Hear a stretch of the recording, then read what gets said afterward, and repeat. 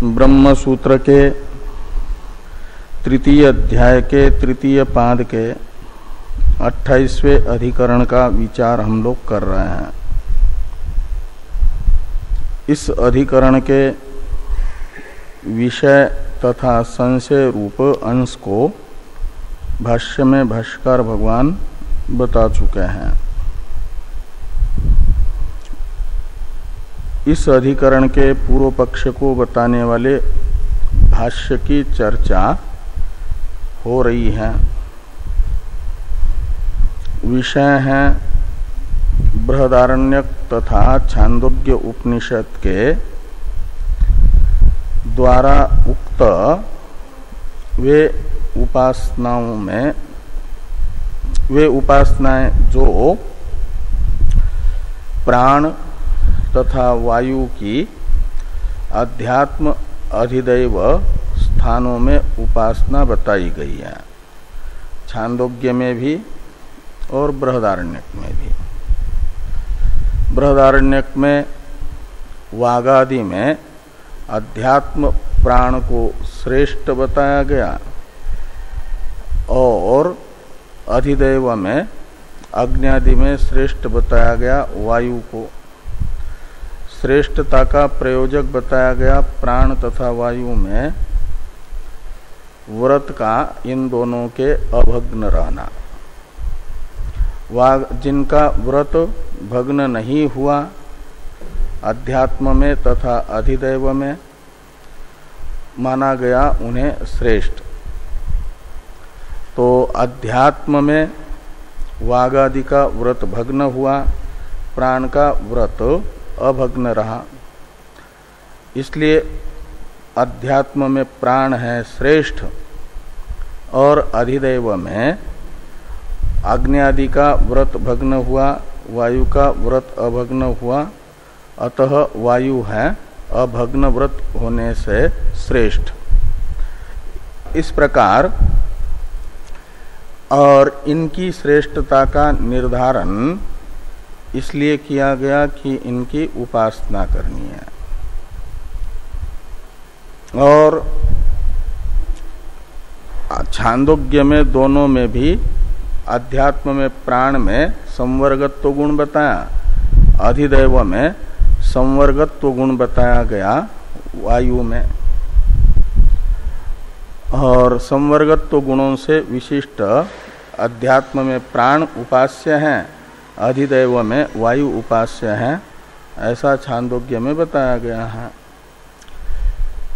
तो इन्हीं अध्यात्म प्राण तथा अधिदैव वायु की उपासनाओं को यहाँ पर विषय के रूप में प्रथम भाष्यकार भगवान ने बताया और इन उपासनाओं को विषय बना करके संशय बताया गया कि प्राण तथा वायु की उपासना इन दोनों को तत्वतः एक होने से एक करके करनी है।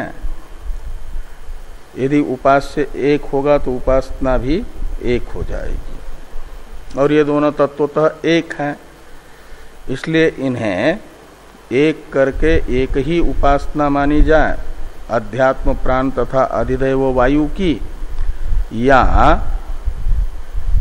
भिन्न भिन्न उपासना मानी जाए, ये संशय हुआ। तो पूर्व पक्षियों ने कहा और संशय का तो हेतु हुआ अध्यात्म प्राण तथा अधिदैव वायु का भेद बताने वाले भी उपनिषद वाक्य हैं, अभेद बताने वाले उपनिषद वाक्य भी हैं। तो भेदाभेद प्रतिपादक इनके जो वाक्य हैं उसी के कारण संशय होता है। जो उपनिषदों में वायु और प्राण का अभेद बताने वाले वाक्य हैं उन्हें आधार बना करके पूर्व पक्षी ने अपना मत रखा कि इन दोनों की अपृथक उपासना होगी, मतलब एक ही उपासना होगी, अलग अलग उपासना नहीं होगी। तो पूर्व पक्ष की इस प्रतिज्ञा का साधक हेतु पूर्व पक्ष के द्वारा बताया गया तत्वाभेदात, तत्व एक होने से, यानी स्वरूपतः प्राण तथा वायु का ऐक्य होने से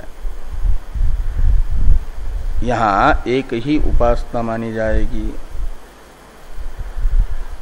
और जो इनका ऐक्य बोधक वाक्य हैं उन वाक्यों को पूर्व पक्षी बता रहे हैं, यानी हेतु की सिद्धि कर रहे हैं। वायु और प्राण यह तत्वतः अलग अलग नहीं हैं। इसे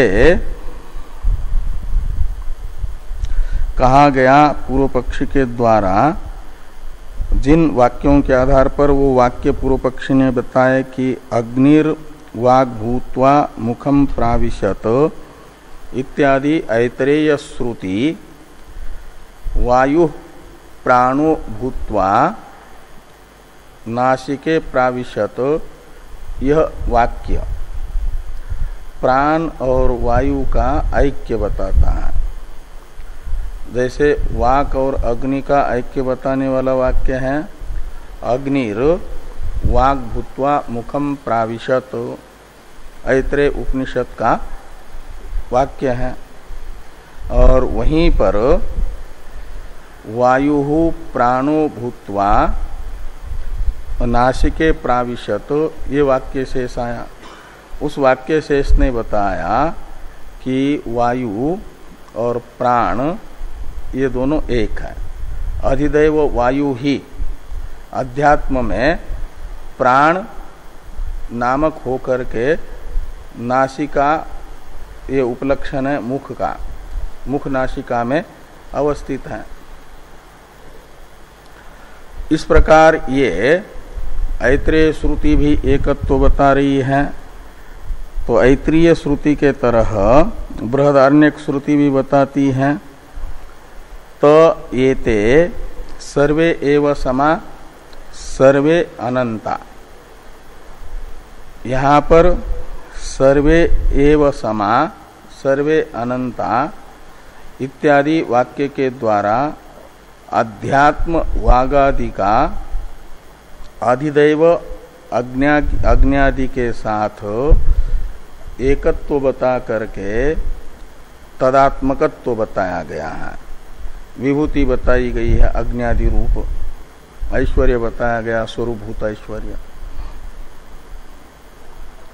और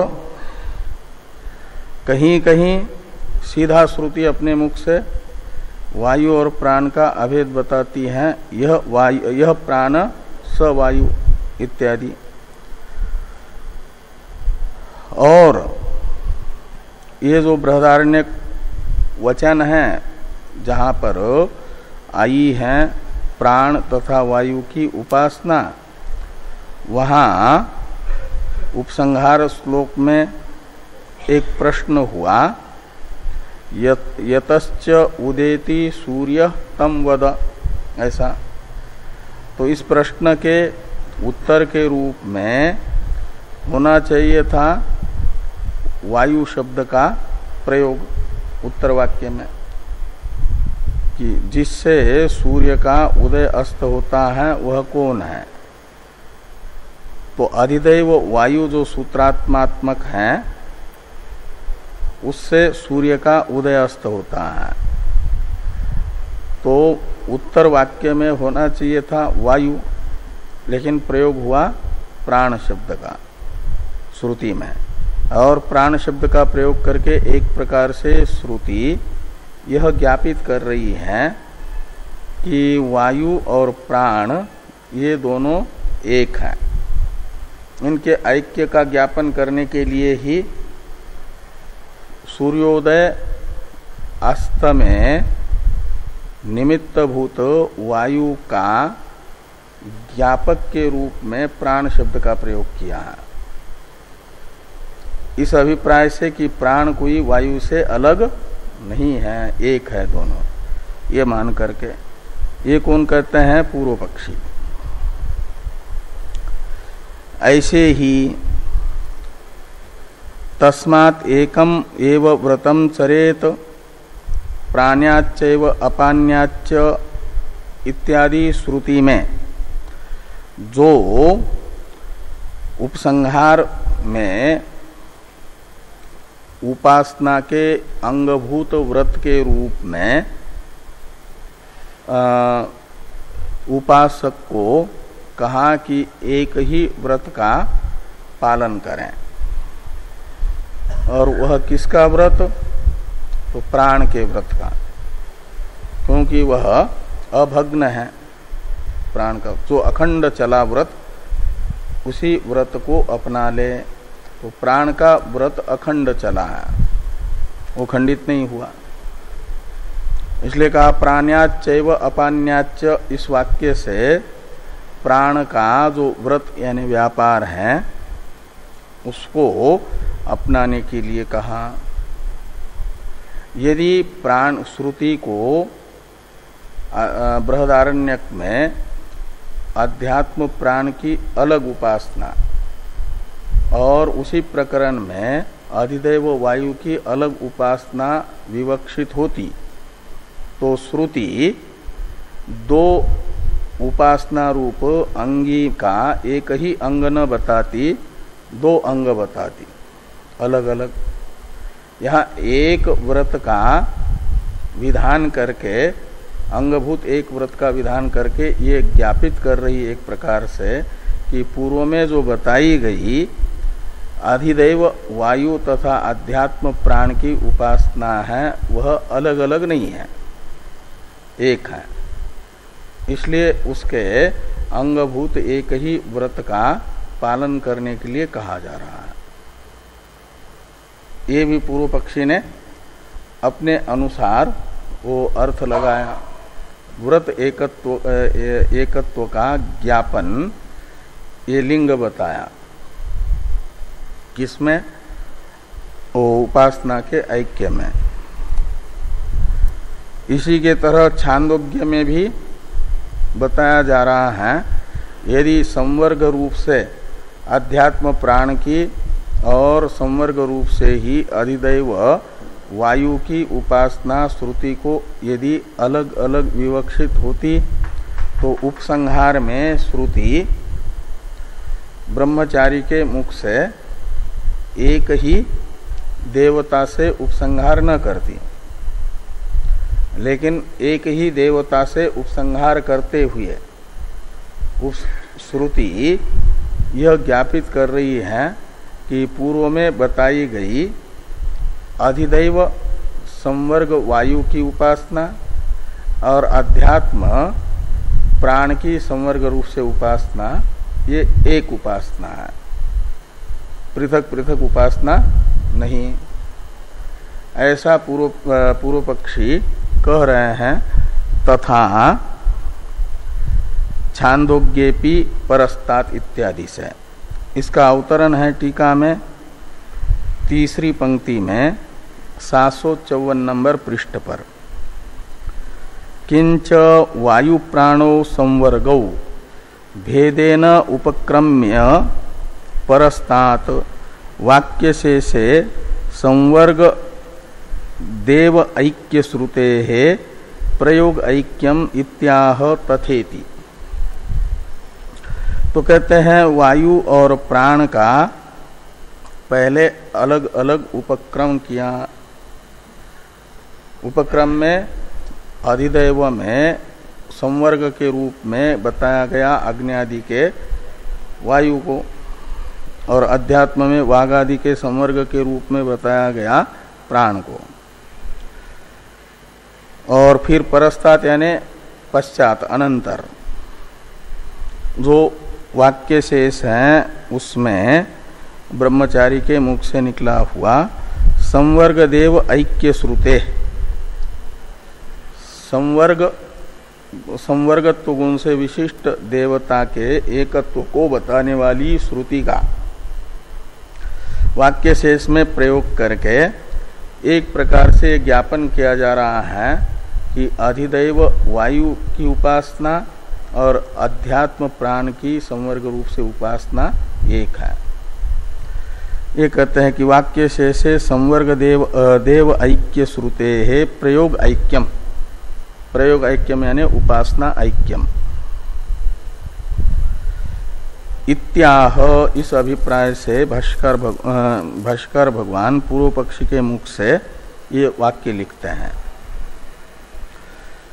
तथा छांदोग्यपि परस्तात महात्मनश्चतुरो देव एकः क स जगार भुवनस्य गोपा इति एकम एव संवर्गम गमयति न ब्रवीति एक एकेषाम चतुर्णाम संवर्गो अपरो अपरेषाम इति।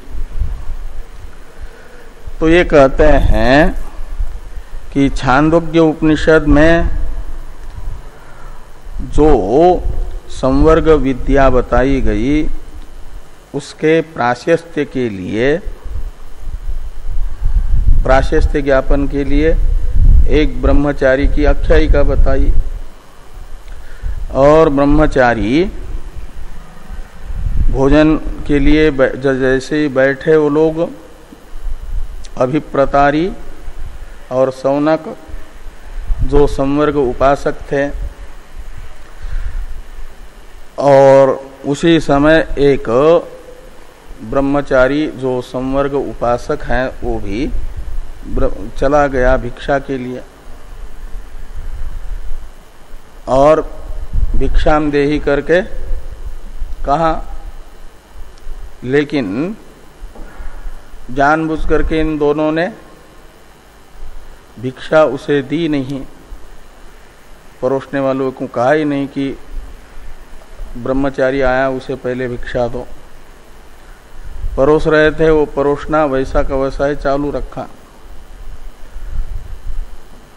और इस अभिप्राय से कि ब्रह्मचारी क्या कहता है देख लें। और ब्रह्मचारी ने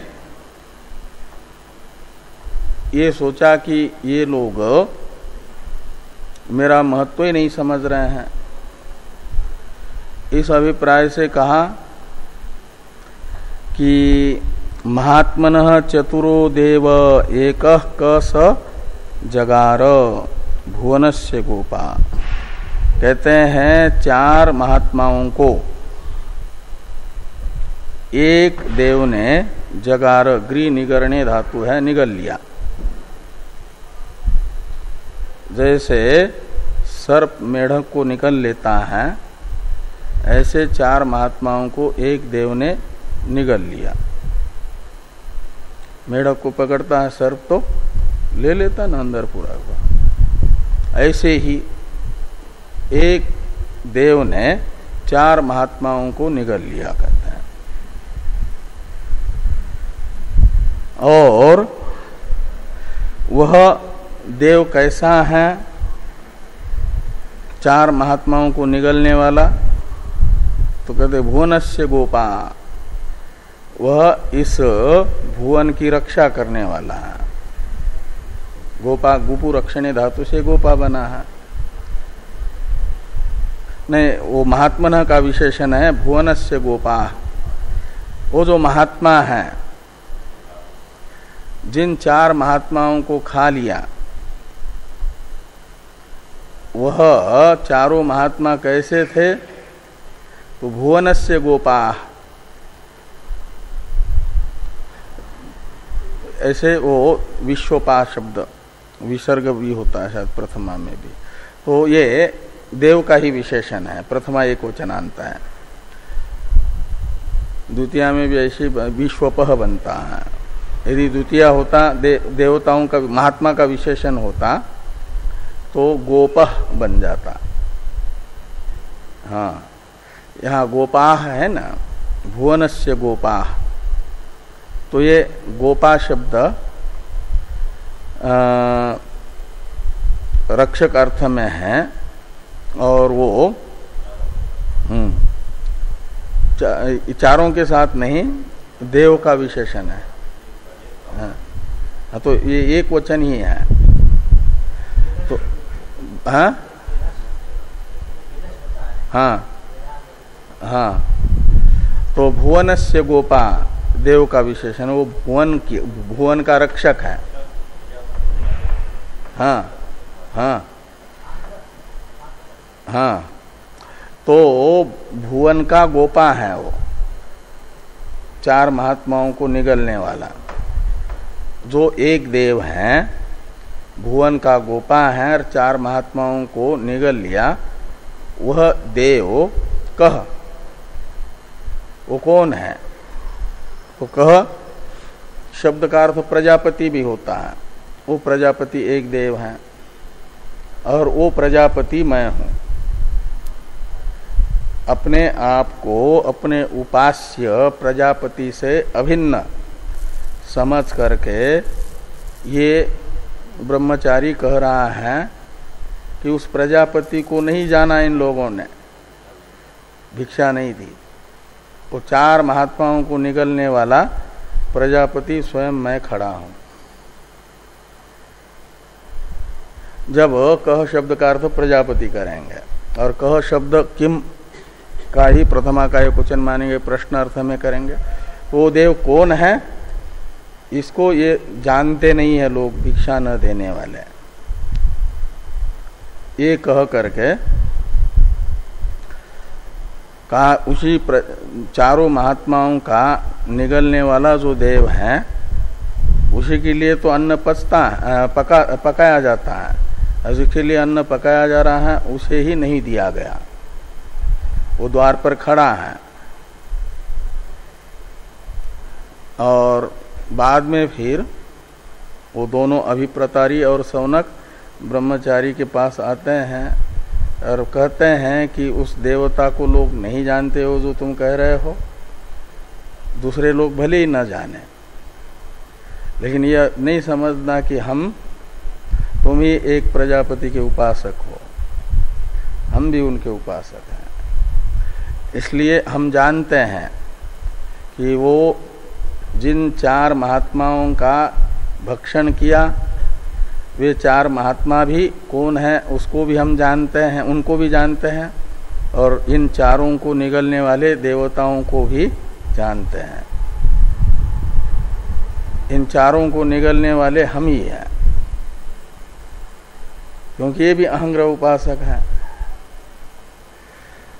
तो कहा कि वो चार महात्मा हैं, अग्नि और दिशा, आदित्य और चंद्रमा।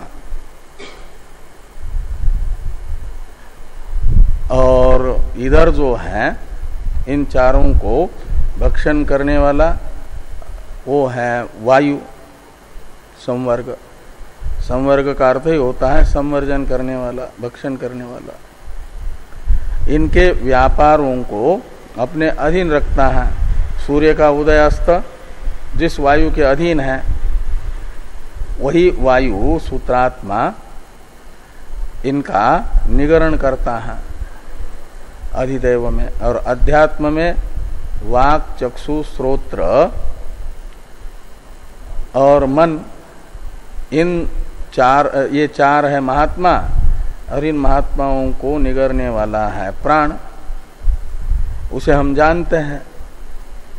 ये कह करके ब्रह्मचारी को फिर कहा कि अब ब्रह्मचारी को भिक्षा दे दो, और भिक्षा दे करके अपना ब्रह्मचारी चला गया। तो इस वाक्य में भी ये पूर्व पक्षी कहते हैं कि भक्ष चार महात्मा बताए गए हैं और भक्षक एक बताया गया है। वो भक्षक ही संवर्ग रूप से उपास्य है, और वो यदि अलग अलग दो उपास्य विवक्षित होते हैं, प्राण और वायु, तो दो, ये इस श्रुति में दो देव बताए जाते हैं कि अध्यात्म महात्माओं का भक्षक संवर्ग प्राण है, अधिदैव जो अग्न्यादि महात्मा है उनका भक्षक संवर्ग वायु है। ऐसे दो बताए जाते हैं, लेकिन यहां पर सीधा सीधा एक शब्द का प्रयोग है। एक शब्द का प्रयोग करके एक प्रकार से उपसंहार में श्रुति ये बता रही है कि उपक्रम में भेदेन बताए गए वायु और प्राण हमें एक ही उपास्य के रूप में विवक्षित है, ऐसा श्रुति बताना चाहती है।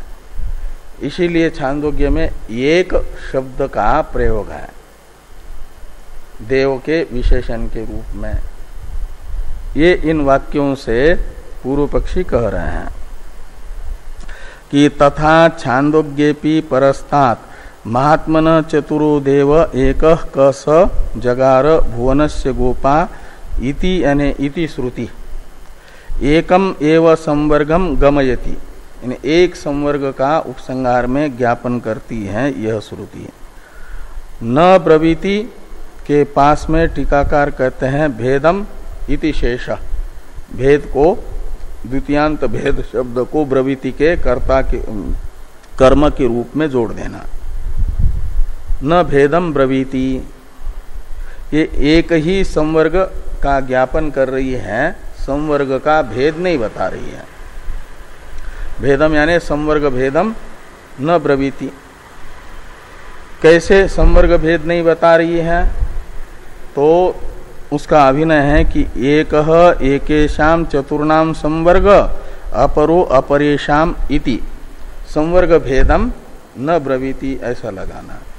तो एक इन वागादि अध्यात्म चार महात्माओं का संवर्ग है प्राण, और अधिदैव अग्नि महात्माओं का संवर्ग वायु है, ऐसा भेद उपसंहार में श्रुति नहीं बता रही है, अपितु एक ही देव का ज्ञापन कर रही है। ये ज्ञापन करके एक प्रकार से ये बताना चाह रही है कि उपक्रम में उपास्य के रूप से बताए गए अध्यात्म अधिदैव प्राण और वायु एक है, इसलिए उपासना अपृथक होगी।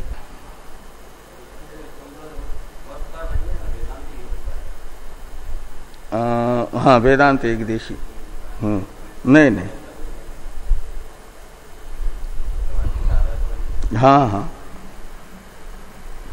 तो अब भाष्य को देखिए, ये टीका को देखिए।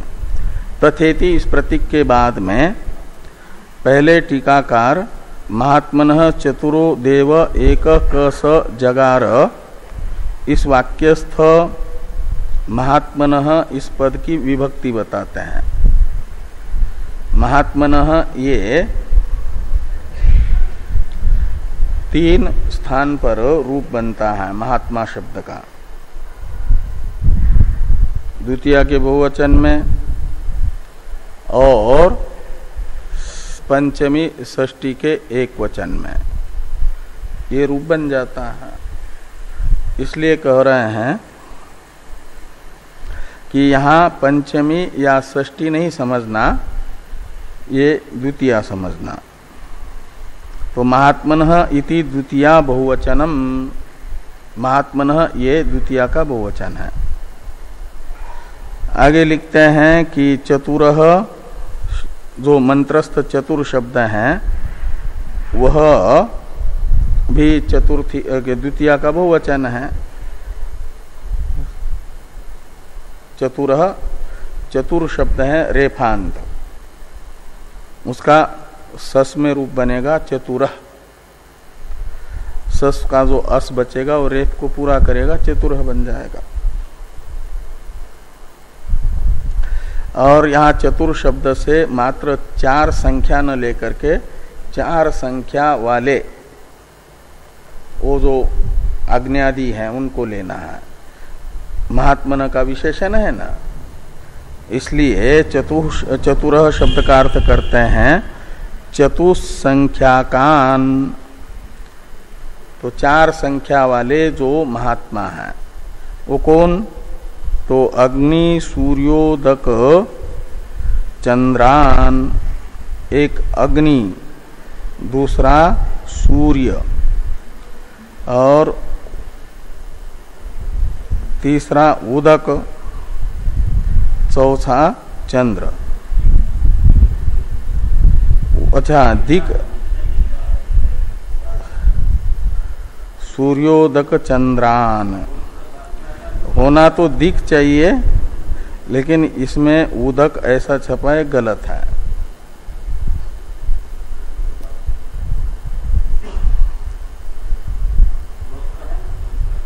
हाँ, तो स्रोत्र की अभिमानी देवता तो दिशा है ना, इसलिए सूर्य दिक होना चाहिए। और इसमें छपा है सूर्यो, वो आदि गुण से गुण हुआ ना, है? हाँ, उदक निकलता है, लेकिन उदक तो ठीक नहीं है। सूर्य, हाँ तो ठीक है, ऐसा ठीक है। सूर्य दिक चंद्र ऐसा होना चाहिए। दिक में भी ओ क न होकर के च होना चाहिए, डबल च।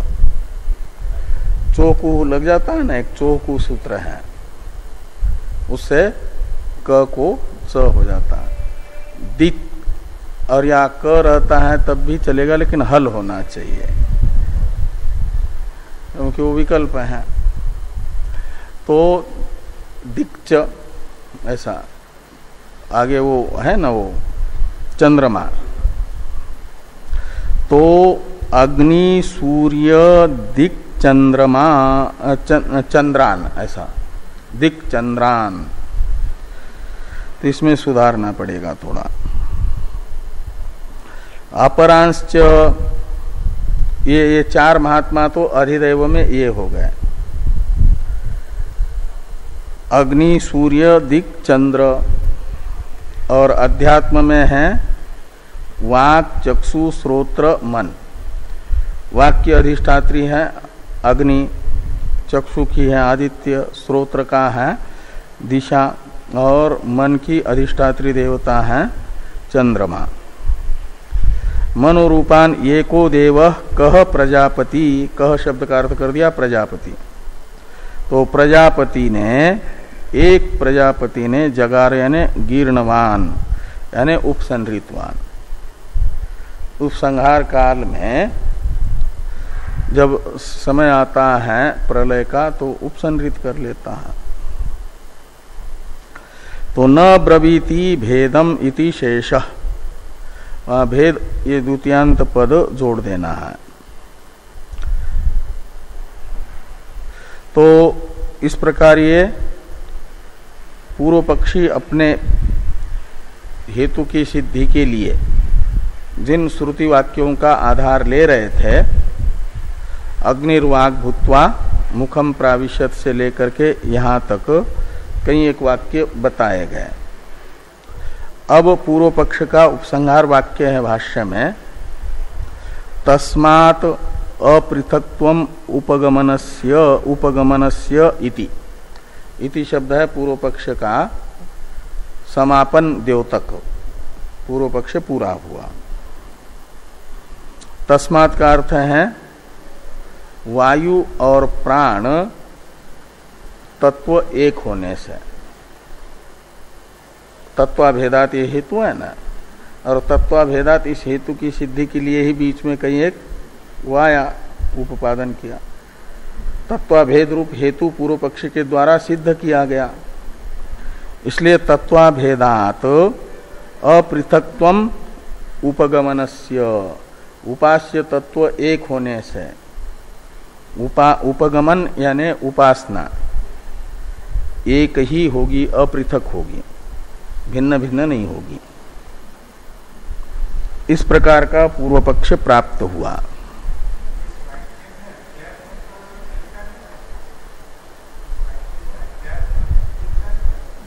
महात्मन चतुरो देव एक, ये इसमें ना, तो इसमें वो वागादि का अपने अपने अधिष्ठात्री देवता के साथ अभेद प्रजापति जो उपसंहार करता है उसे भासता ही है। अधिदैव जो प्रजापति है उपसंहार करता, वह समष्टि को ही देखता है, वेष्टि को उससे अलग नहीं देखता।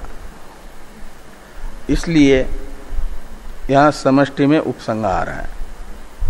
जैसे आप इस शरीर में अहंता करके अपने इस शरीर को मात्र एक तत्व के रूप में देखते हैं। इस शरीर के अंदर भी जो करोड़ों भोगायतन हैं कृमियों के, जो लाल पेशी सफेद पेशी, और उनके भी उपकरण हैं, इंद्रिया आदि हैं, वो भी जीते मरते हैं का मतलब उनके उपकरण आदि है कि नहीं। लेकिन उनको आप अपने वागादि उपकरणों से अलग उनके उपकरणों को नहीं देखते, न उनके कार्यक्रम संगातों को देखते हैं। ऐसे ही वो मूल आपके दृष्टि में उनके वागादि आपके वागादि रूप ही है, अलग नहीं है। ऐसे पूरे ब्रह्मांड को अपना भोगायतन के रूप में और समष्टि अग्न्यादि को अपने उपकरणों के रूप में देखने वाला, उसके दृष्टि में ये वागादि अलग नहीं है, इसलिए यहां पर अलग नहीं बताए हैं।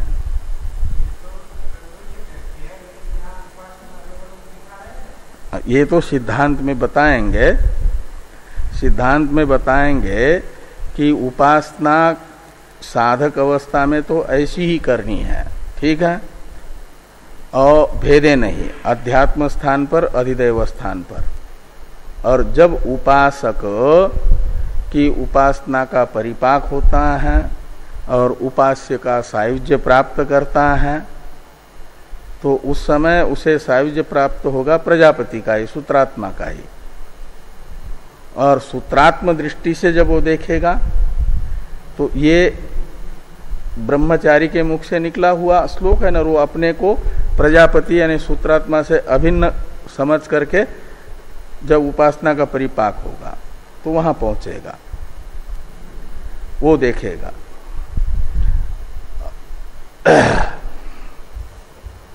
और सिद्धांती जो पृथक पृथक उपासना बता रहे हैं, वो उपक्रम में अलग अलग स्थान आदि और गुण आदि के कथन के कारण अवस्था भेद और अध्यात्म अधिदैव गुण भेद, इसको लेकर के वो अलग अलग उपासना होगी, ये बता रहे हैं। बाकी प्रजापति देव तत्वतः एक तो है, ये सिद्धांति भी कह रहे हैं। और ये उपासना अलग अलग स्थानों में करने पर भी प्राप्त होना है जो फल, वो सूत्रात्म भाव की प्राप्ति ही होनी है, सूत्रात्मा का सायुज्य ही प्राप्त होना है। और इसलिए उसमें वो जो ब्रह्मचारी के मुख से निकला हुआ श्लोक है, एक प्रकार से फल का ज्ञापक है।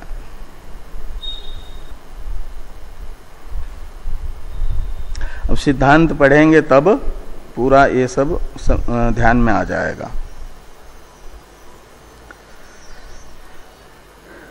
अब एवं प्राप्ते ब्रूम इत्यादि भाष्य से सिद्धांत का अवतरण लिखा गया, पूर्व पक्ष का उपसंहार हुआ। तो एवं प्राप्त यानी इस प्रकार पूर्व पक्ष प्राप्त होने पर वायु और प्राण का तत्वतः अभेद होने से अध्यात्म अधिदैव प्राण एवं वायु की अपृथक ही उपासना होगी, पृथक उपासना नहीं होगी, इत्याकारक पूर्व पक्ष प्राप्त होने पर। ब्रूमः यानी सिद्धांतम ब्रूमः, इसके विषय में हम सिद्धांत बताते हैं, हम सिद्धांतियों का ये कथन है। पृथक एव इत्यादि सिद्धांत को बताने वाली प्रतिज्ञा है सिद्धांति की। इस सिद्धांत के प्रतिज्ञा वाक्य का अवतरण लिखते हैं टीकाकार। अवतरण को देखिए,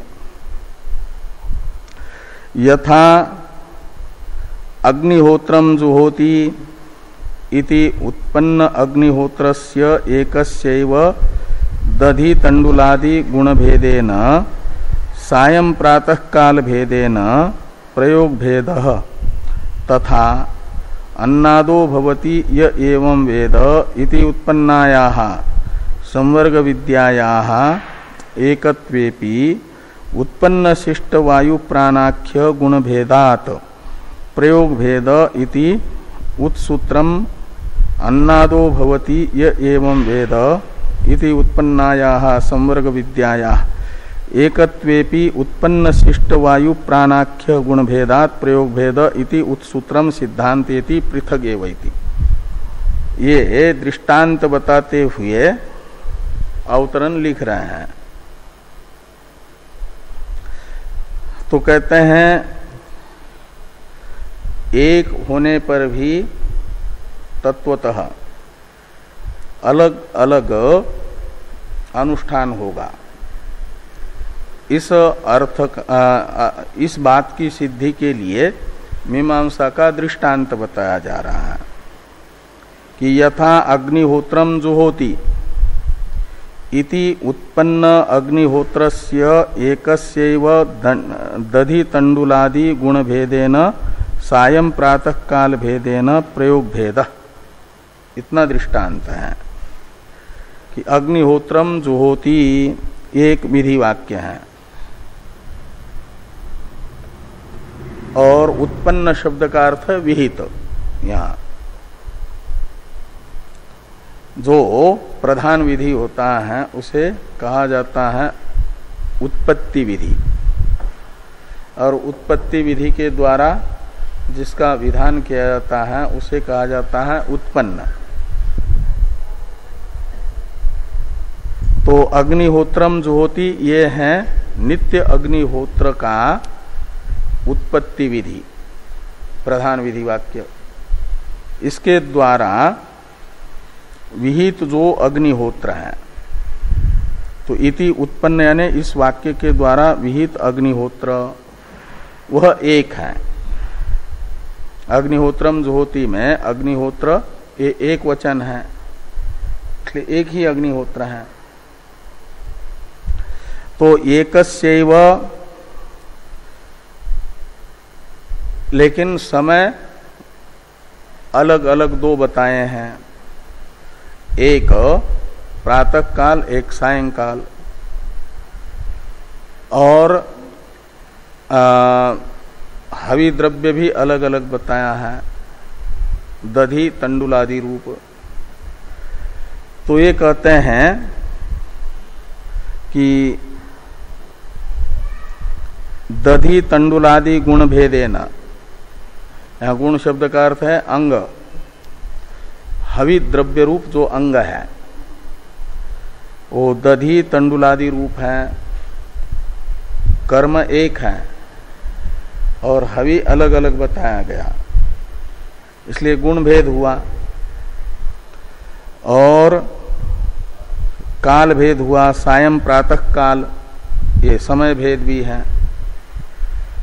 तो ये माना जाता है कर्म का भेद होता है गुण भेद होने पर, रूप भेद होने पर, और द्रव्य देवता को माना जाता है वो रूप, कर्म का रूप है द्रव्य और देवता मीमांसकों के अनुसार। तो यहाँ दधि तंडुलादि जो द्रव्य है, हवि द्रव्य, वो बदल रहा है गुण, और काल भी बदल रहा है। इसलिए अग्निहोत्रम जो होती इस वाक्य के द्वारा विहित एक ही अग्निहोत्र होने पर भी उसका अनुष्ठान अलग अलग होगा। दधि द्रव्यक और प्रातः काल किया जाने वाला अलग होगा, तंडुल द्रव्यक सायंकाल किया जाने वाला अनुष्ठान अलग होगा। तो जैसे यहाँ अनुष्ठान भेद है कर्म स्वरूपतः एक होने पर भी, गुण भेद होने से, काल भेद होने से अनुष्ठान भेद हुआ। ऐसे ही ये तो दृष्टांत हो गया कि अग्निहोत्रम जो होती इति उत्पन्न अग्निहोत्र से एकस्यैव दधि तंडुलादि गुण भेदेन सायं प्रातः काल भेदेन प्रयोग भेद, ये जैसे हुआ। अब दार्ष्टान्त में बताते हैं तथा अन्नादो भवति यह एवं वेद, ये संवर्ग विद्या का विधायक वाक्य है। इसे उत्पत्ति विधि कह रहे हैं। यह एवं वेद, इस वाक्य के द्वारा संवर्ग विद्या का विधान होता है। जैसे अग्निहोत्रम जो होती, इस वाक्य के द्वारा अग्निहोत्र का विधान होता है। ऐसे संवर्ग विद्या का विधान करने वाला वाक्य कौन सा है? उत्पत्ति वाक्य। तो यह एवं वेद, तो यह यानी जो उपासक, एवं यानी जैसा उपास्य का स्वरूप पहले बताया और जो गुण बताए हैं, उन गुणों का और स्थानों का और अवस्थाओं का परामर्शक है एवं शब्द। यानी संवर्गत्व गुण विशिष्ट और अध्यात्म अधिभूत, अध्यात्म अधिदैव स्थान विशिष्ट और अवस्था विशिष्ट जो प्राण तथा वायु हैं, इनकी उपासना करता है। वेद शब्द का अर्थ है उपास्ते।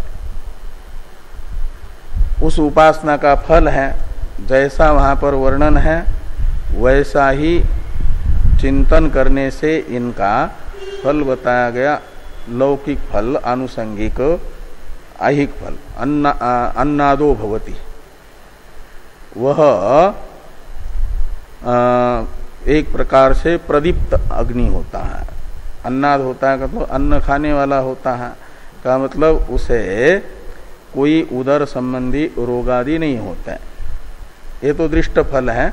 अदृष्ट फल मुख्य तो है सूत्रात्म भाव की प्राप्ति। तो ये एवं वेद इति यानी इस वाक्य के द्वारा उत्पन्नाया यानी विहिताया संवर्ग विद्याया एकत्वेपि, संवर्ग विद्या के एक होने पर भी उत्पन्न शिष्ट वायु प्राणाख्य गुण भेदात, तो उत्पन्न यानी विहित जो उपासना, उसे कहा जाएगा उत्पन्न। और शिष्ट का अर्थ है शेष रूप जो अंग, तो उत्पन्न शिष्ट जो वायु और प्राण रूप उपास्य देवता है, इन्हें देवता को भी कहा जाता है कर्म रूप अंग उपासना का। उपासना में जो कर्म होगा यानी विषय होगा, उसे कहा जाएगा कर्म कारक रूप अंग। इसलिए उत्पन्न शिष्ट, शिष्ट शब्द का अर्थ है संबद्ध, संबंधी, यानी अंग। वो उपासना है अंगी, तो उसका अंग हो जाएगा। वो कौन है? प्राण और वायु। ये उत्पन्न शिष्ट अंग माना जाता है। गुण शब्द का अर्थ है अंग। तो उत्पन्न शिष्ट यानी विहित उपासना संबंधी जो प्राण और वायु नामक गुण है, गुण यानी अंग है, वो भिन्न भिन्न है। तो जैसे वहां दधि तंडुलादि अलग अलग गुण थे, एक ही अग्निहोत्र विहित होने पर भी दधि तंडुलादि गुण भेद होने से प्रयोग भेद हुआ। ऐसे यहाँ पर ये एवं वेद इस वाक्य के द्वारा विहित उपासना संबंधी जो गुण है वायु और प्राण नामक, यह स्थान भेद को लेकर के अलग अलग है, भिन्न भिन्न है। तो गुण भेद हुआ और इसीलिए क्या होगा? प्रयोग भेद, यानी उपासना के अनुष्ठान का भेद होगा। इति यानी इस प्रकार का सिद्धांत इस अधिकरण का। और सिद्धांत का विशेषण है उत्सूत्रम, सिद्धांतम, सिद्धांतेति। तो उत्सूत्रम कहा जाता है सूत्र से बहिर्भूत, जो सिद्धांत है उसे बताते हैं। सिद्धांत इति का अर्थ है यहाँ प्राण और वायु की पृथक पृथक उपासना होगी इत्याकारक जो सिद्धांत है वह सिद्धांत सूत्र के किसी शब्द से प्रतीत नहीं हो रहा है। सूत्र में तो है प्रदानवत, हाँ, प्रदानवत तदुक्तम, प्रदानवत तदुक्तम, इतना ही सूत्र है। तो सूत्र के इन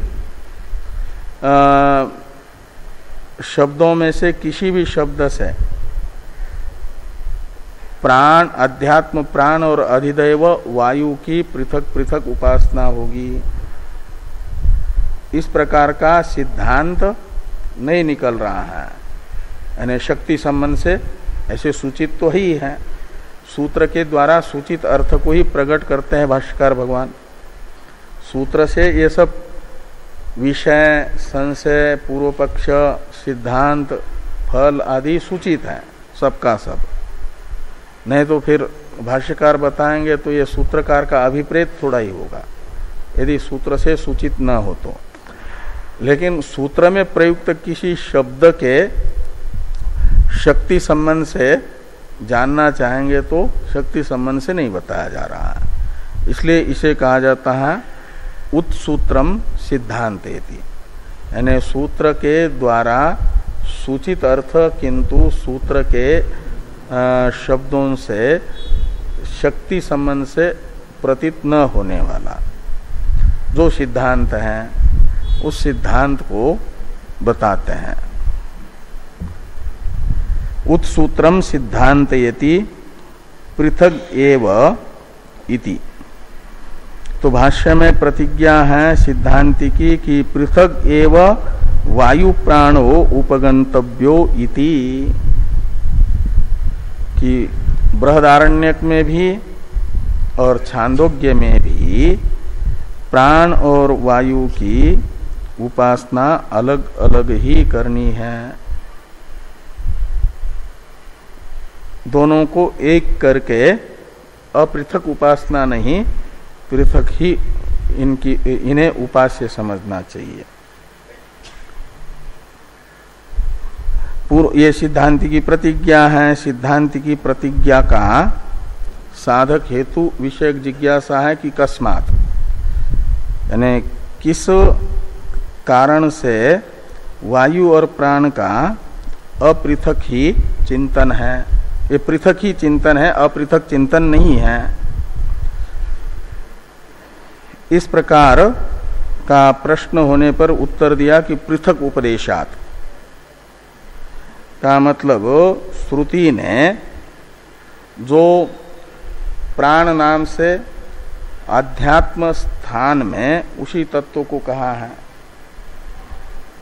और वायु नाम से अधिदैव में कहा है, ये जो अलग अलग उपदेश है अध्यात्म में और अधिदैव में, और अधिदैव के उपदेश का उपसंहार करके अथ अध्यात्म, ऐसा अध्यात्म का उपक्रम अलग करके जो उपदेश श्रुति कर रही है, ये प्रतीत होता है कि ये अलग अलग उपदेश श्रुति का करना श्रुति को प्राण और वायु की पृथक पृथक उपासना विवक्षित है।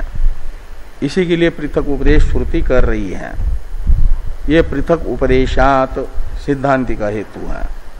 इसी हेतु का उपादन आध्यानार्थो इत्यादि से किया जा रहा है। इस पर चर्चा हम लोग कल करते हैं।